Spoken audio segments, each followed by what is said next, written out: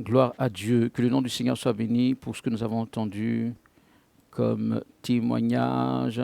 Alors, rappelez-vous, je viens de le dire, enfin je l'ai dit il y a quelques minutes, nous sommes à une semaine de témoignage, enfants de Dieu. Donc, certainement que ces témoignages qui nous ont été donnés, c'est pour nous encourager nous-mêmes à donner des témoignages durant toute cette semaine. L'action de cette semaine, c'est des témoignages. Gloire à Dieu. J'essaye de repositionner un certain nombre de choses. L'action de cette semaine pour nous tous, c'est des témoignages. Ça parle de toi, ambassadeur de réveil. Ça parle des ambassadeurs de réveil sous toi. Naturellement, on ne peut forcer personne à donner un témoignage. Okay? Un témoignage doit être volontaire. Un témoignage doit dépeindre quelque chose de réel. Voilà, on ne fabrique pas de témoignage pour faire beau, pour plaire à qui que ce soit. Enfant de Dieu. Donc, je ne suis pas en train de vous forcer la main, mais je suis en train de vous encourager à rendre grâce à Dieu, à bénir le nom du Seigneur. Les témoignages permettent de rendre grâce au Seigneur. Pourquoi? Parce que je suis persuadé que le Seigneur fait de belles choses, de bonnes choses, notamment pour vous comme pour des personnes au travers de vous, des personnes autour de vous. Des personnes viennent de rendre témoignage, on vient d'écouter, on a entendu des témoignages que j'ai lus qui sont aussi sur l'application.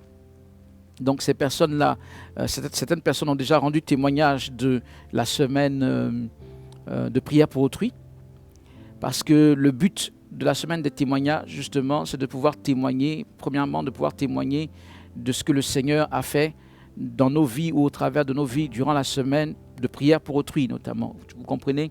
Mais d'une manière ou d'une autre, ou d'une manière générale, il est bon de témoigner de tout ce que le Seigneur fait dans le cadre de cette onction de réveil. Ok? Que ce soit durant cette semaine pour autrui, c'est-à-dire tu as prié pour des gens, voilà le résultat qu'il y a pu avoir, ou ce que le Seigneur a fait pour toi récemment dans le cadre donc, de ce mouvement de réveil. Il est bon de témoigner de tout ceci. Cette semaine, tu es encouragé à le faire. Je prie que cela ne soit pas beaucoup plus loin, mais dans tous les cas, tu es encouragé à témoigner tout le temps. Quand le témoignage va se manifester, rends témoignage à la gloire de Dieu. Cette semaine en particulier, nous sommes tous encouragés. Même si tu n'as jamais témoigné, tu reçois des grâces de la part du Seigneur. S'il te plaît, va dans l'application et va à la rubrique témoignage et clique sur rendre un témoignage à la gloire de Dieu. Parce que nous voulons, pourquoi pas, être inondés de témoignages cette semaine pour bénir le nom du Seigneur tous ensemble. Gloire à Dieu. Nous allons prendre, pour les quelques minutes qui nous restent, la parole de Dieu dans ce que le Seigneur souhaite que nous soyons. On va lire 1 Pierre, le chapitre 5, à partir du verset 2. Paissez le troupeau de Dieu qui est sous votre garde, non par contrainte, mais volontairement selon Dieu, non pour un gain sordide, mais avec dévouement. Le verset 3, non comme dominant sur ceux qui vous sont échus en partage, mais en étant les modèles du troupeau. Je reprends 1 Pierre le chapitre 5, les versets 2 et 3. Donc, il est écrit, paissez le troupeau de Dieu qui est sous votre garde, non par contrainte, mais volontairement, selon Dieu. Non pour un gain sordide, mais avec dévouement, non comme dominant sur ceux qui vous sont échus en partage, mais en étant les modèles du troupeau. Rapidement, l'apôtre Pierre parle d'un certain nombre de choses. On va juste les regarder au départ et aller vers ce que le Seigneur veut que nous puissions retenir pour ce jour. Paissez le troupeau de Dieu qui est sous votre garde. Ce paisser le troupeau de Dieu qui est sous votre garde est adressé à tout le monde. Parce que c'est vrai que dans ce passage, cela parle à des personnes en particulier, ce qu'on peut appeler les conducteurs spirituels, ou du moins, il était question des anciens. Mais paisser le troupeau de Dieu, écoutez, tout chrétien est appelé à être un disciple, et tout chrétien est appelé à faire des nations des disciples. Ça veut dire que tout chrétien, non seulement en effet il est disciple, mais étant disciple, il est serviteur. Je l'ai expliqué à plusieurs reprises. Donc nous sommes appelés à être tous, d'une manière ou d'une autre, des bergers en Christ, des bergers d'autres personnes. Nous sommes tous appelés. C'est pourquoi, dans ce programme des ambassadeurs, je vous encourage à former des familles de réveil. Commence à former une famille de réveil en invitant 10 personnes sous toi. C'est le départ. Mais bref, vous êtes, ou nous sommes tous appelés à être des serviteurs et servants de Dieu. Je le suis déjà. Peut-être que quelqu'un qui me suit l'est également déjà. Mais toute personne qui ne l'est pas, ne dit pas je suis simplement chrétien, ça ne suffit pas. Sois disciple. En d'autres termes, sois serviteur de Christ. Donc nous sommes tous appelés à être dans cette dimension de paître le troupeau de Dieu d'une manière ou d'une autre. Un petit groupe de réveil, un groupe d'ambassadeurs que tu conduis, des gens que tu exhortes régulièrement, des gens pour lesquels tu pries. On a entendu nos bien-aimés qui ont prié pour des personnes, on a vu ce que le Seigneur a fait au travers d'eux, etc., etc. Tout le monde doit être dans cette position d'être quelque part ou d'une autre un berger pour d'autres personnes. Oui, tu as un berger spirituel au-dessus de toi, tu as un conducteur spirituel, ça peut être le prophète Élisée, ça peut être une autre personne, mais quoi qu'il en soit, tu as appelé toi également à conduire d'autres personnes. C'est ainsi que la maison de Dieu doit fonctionner, que le Seigneur demande qu'elle soit. Donc nous sommes tous quelque part concernés par ces versets. Et la Bible dit donc que la manière de faire ce service de Dieu, non par contrainte, c'est pas comme si tu te sens obligé de le faire parce que quelqu'un donc t'imposerait la chose ou on te forcerait, non par contrainte, mais volontairement. Il faut que cela vienne, en guillemets, comme de toi, volontairement, avec toute ta volonté, ta bonne volonté. C'est pas parce qu'on te dit fais ça que tu te sens obligé de le faire, que tu le ferais comme une corvée, que tu le ferais parce que bon, tout le monde le fait, il faut que je le fasse aussi, sinon je serais mal vu, je le fais parce que le prophète insiste, etc. Non, tu dois le faire parce que tu vis la chose et tu le fais avec toute ta bonne volonté. Donc non par contrainte, mais volontairement selon Dieu, sous la conduite du Saint-Esprit, non point gain sordide. C'est très intéressant ça, parce que si on lisait cela, je pense que ça allait couper en deux ou en tout cas en beaucoup les problèmes que nous avons dans l'Église au niveau du service de Dieu. Non pour un gain sordide. Le gain sordide, c'est tout ce qui est charnel là. Nous ne servons pas Dieu pour quelque gain charnel ou matériel que ce soit. Aucunement. Il faut enlever cela de ton esprit. Il n'y a pas ça dans la maison de Dieu. Il y a même pas, qu'il y aurait un peu ça. Il n'y a pas ça du tout dans la maison de Dieu. Le service de Dieu doit être dénué de toute forme d'intérêt matériel.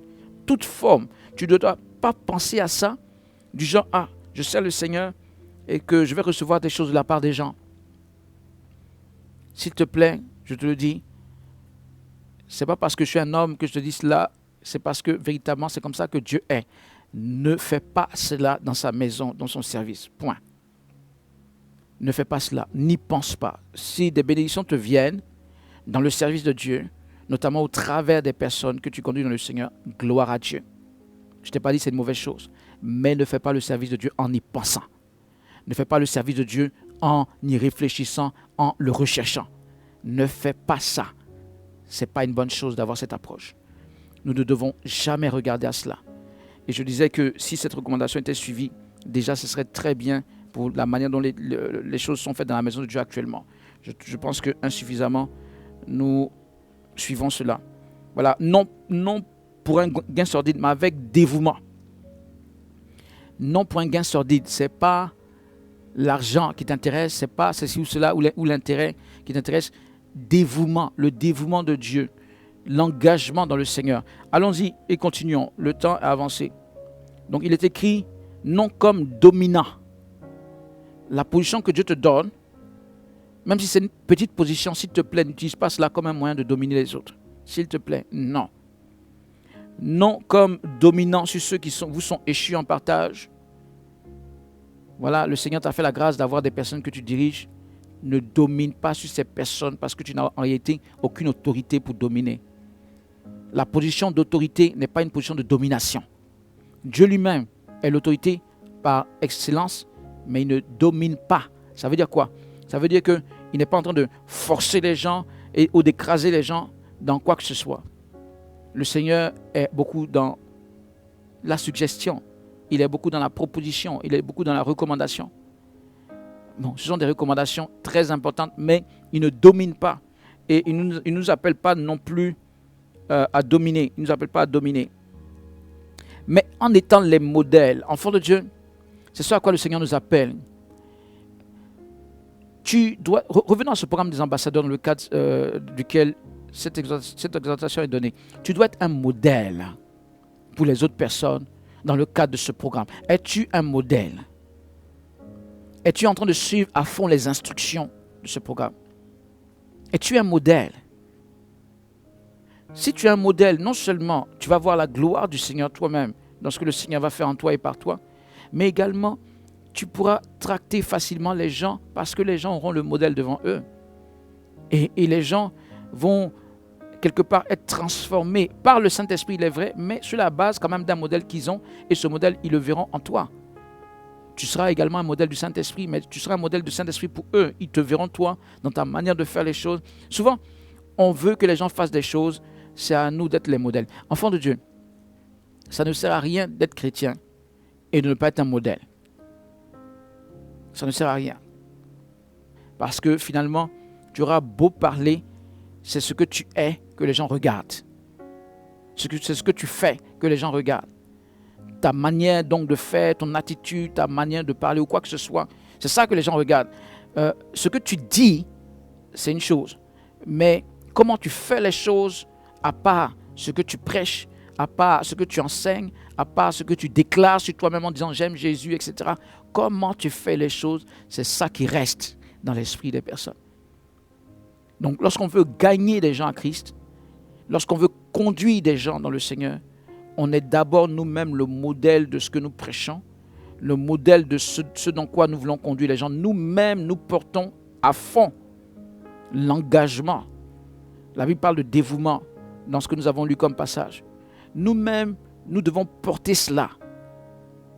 Enfants de Dieu.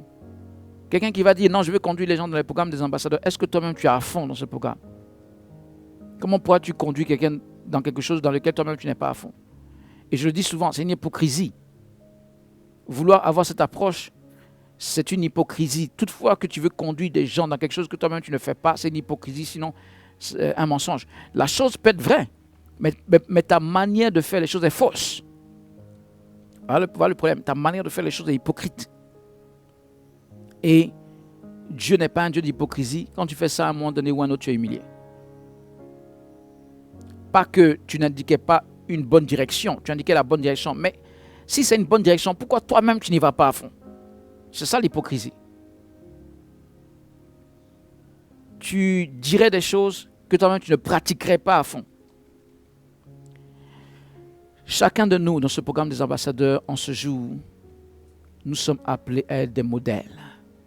C'est-à-dire, questionne-toi dans ta manière de faire les choses. Est-ce que quelqu'un peut prendre exemple sur toi? Et s'il fait exactement comme toi tu le fais, est-ce que cela réjouit le cœur de Dieu? Cela est bon et le Seigneur le bénit pour ça. Pose-toi la question.